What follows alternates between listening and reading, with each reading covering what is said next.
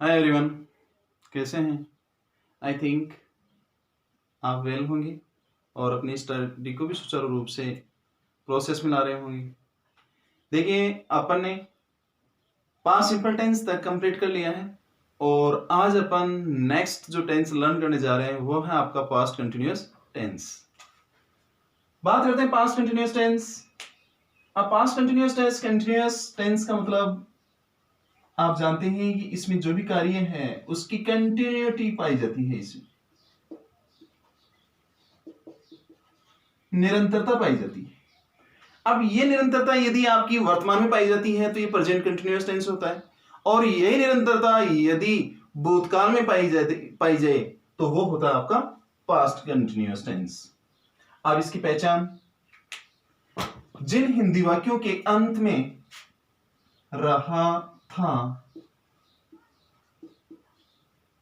रही थी, रहे थे आदि शब्द आए वहां पर आपका पास्ट कंटिन्यूअस टेंस होता है। हेल्पिंग वर्ब, इस टेंस की हेल्पिंग वर्ब होती है was और were।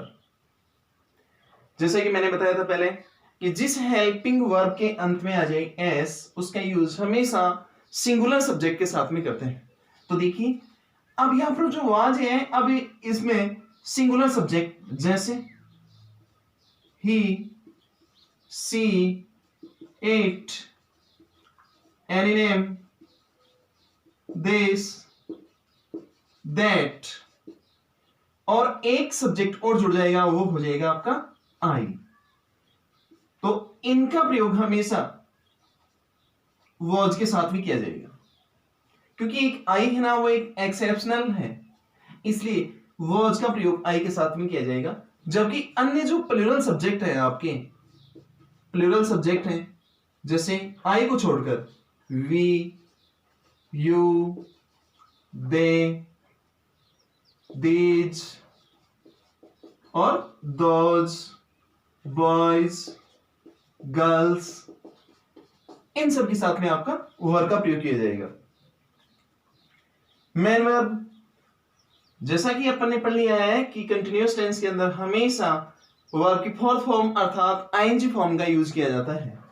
तो इसमें वर्ब की फर्स्ट फॉर्म के साथ आईएनजी फॉर्म का यूज किया जाएगा, अर्थात वर्ब की फोर्थ फॉर्म का इसमें यूज किया जाता है। अब इसमें आईएनजी लगाने के रूल्स मैंने आपको पहले बता दिए हैं, वो आपने लर्न कर लिए होंगे, और जिन्होंने भी जो मेरे पिछले वीडियो नहीं देखे हैं वो प्लीज आप एक वीडियो को कम से कम आपको 3 बार देखना है, जिससे कि आपकी पूरी की पूरी मेमोरी के अंदर आ जाए वो वीडियो, और स्टेप बाय स्टेप अपन आगे की ओर बढ़ सकें। अब देखते हैं इसकी एडवर्बियल्स। एडवर्ब, तो देखिए एडवर्ब प्रेजेंट कंटिन्यूअस जो टेंस होता है उसके ठीक अपोजिटिव में आपकी ये एडवर्ब्स होती है, जैसे at that time, at that moment, then, till,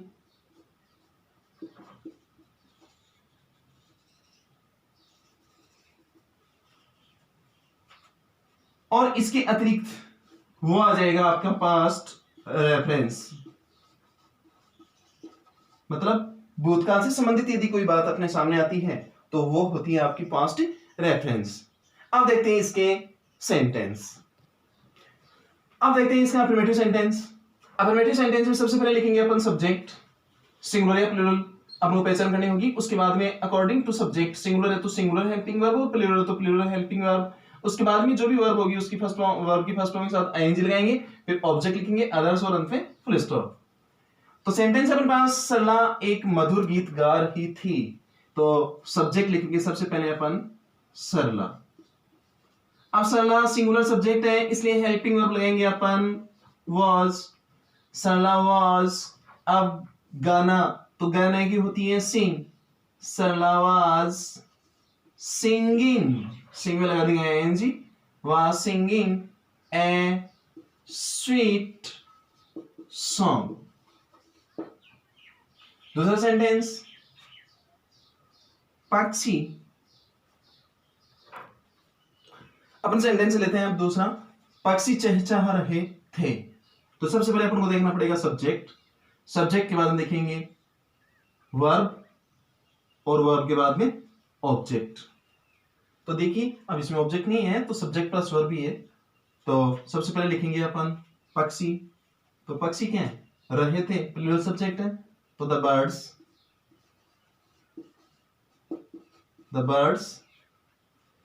अब रहे थे तो प्लूरल सब्जेक्ट है, एस एंडिंग आ गया इसलिए ये प्लूरल सब्जेक्ट बन गया। अब इसके साथ में यूज हो जाएगा वर्ब का, वर्ब, और चेचाने की होती है चर्प, और चर्प में डाल देंगे अपन आईएनजी, तो the birds were chirping. Next ले रहे हैं अपन नेगेटिव सेंटेंस। नेगेटिव जो सेंटेंस होता है इसका पैटर्न होता है, सबसे पहले लिखेंगे अपन सब्जेक्ट, सब्जेक्ट के बाद में आ जाएगी आपकी हेल्पिंग वर्ब, जैसा कि was, were plus not plus ing form plus object plus others और फुल स्टॉप। आप इसी को ही मैं नेगेटिव में चेंज करके बता रहा हूं। जैसे सरला एक मधुर गीत नहीं गा रही थी, तो सब्जेक्ट हो जाएगा अपने पास सरला was not singing a song। पक्षी चहचहा रहे थे, इसको नेगेटिव में चेंज करेंगे तो the birds were not chirping। अब लेते हैं इंट्रोगेटिव सेंटेंस। जैसा कि अपन जानते हैं इंट्रोगेटिव सेंटेंस होगा, उसमें सर्वप्रथम हेल्पिंग वर्ब होगी, उसके बाद में आपका सब्जेक्ट होगा, फिर फर्स्ट फॉर्म के साथ आईएनजी, ऑब्जेक्ट, अदर्स और अंत में क्वेश्चन मार्क। जैसे क्या राहुल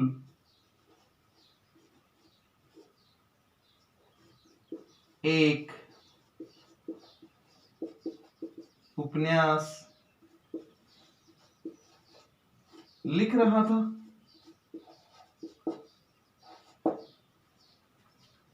तो क्या से शुरू है इसलिए हेल्पिंग वर्ब आ जाएगी, तो राहुल सिंगुलर सब्जेक्ट है, सो वी यूज वाज। और ध्यान रहे कि जब भी हेल्पिंग वर्ब शुरू में आती है तो इसे शुरू का अक्षर जो कैपिटल होगा, वाज, राहुल, वर्ब होगी अपने पास राइट, आईएनजी लगा देंगे ई हटा करके, तो was Rahul writing a novel. अब लेते हैं interrogative negative sentence. Interrogative negative sentence में इसी को मैं डायरेक्ट चेंज करके बता देता हूं कि क्या राहुल एक उपन्यास नहीं लिख रहा था। तो जैसे वॉच के बाद में लिखेंगे अपन सब्जेक्ट राहुल, और we know very well not writing a novel.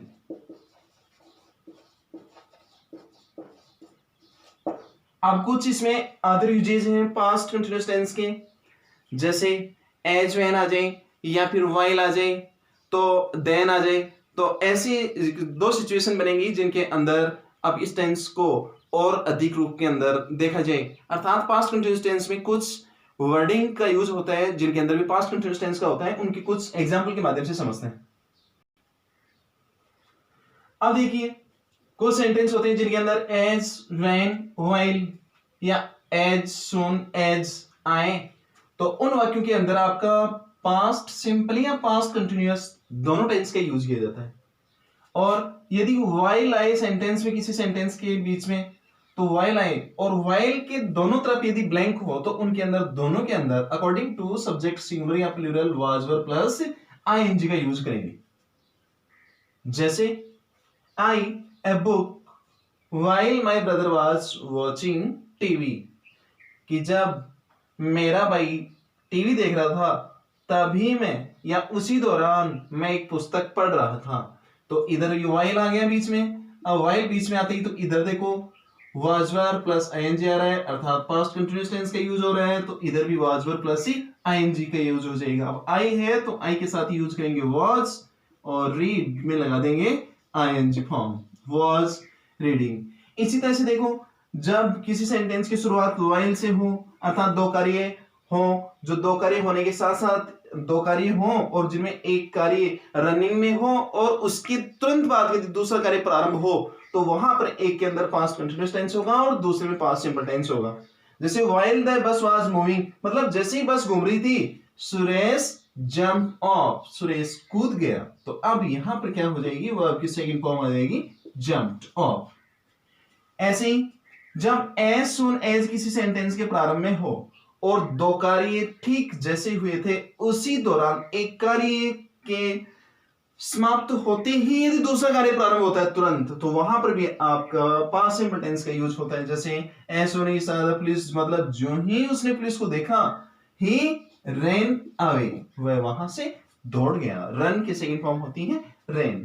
इसी प्रकार से when I was, अब देखिए शुरू में यदि when आ जाए और एक तरफ आपका पास्ट कंटिन्यूअस टेंस हो तो दूसरी तरफ आपका पास्ट सिंपल टेंस होगा। जैसे जब मैं बगीचे में कार्य कर रहा था उसी दौरान, अर्थात तभी मेरे अंकल ने मुझे बुलाया, तो कॉल की सेकंड फॉर्म हो जाएगी कॉल्ड। Thank you.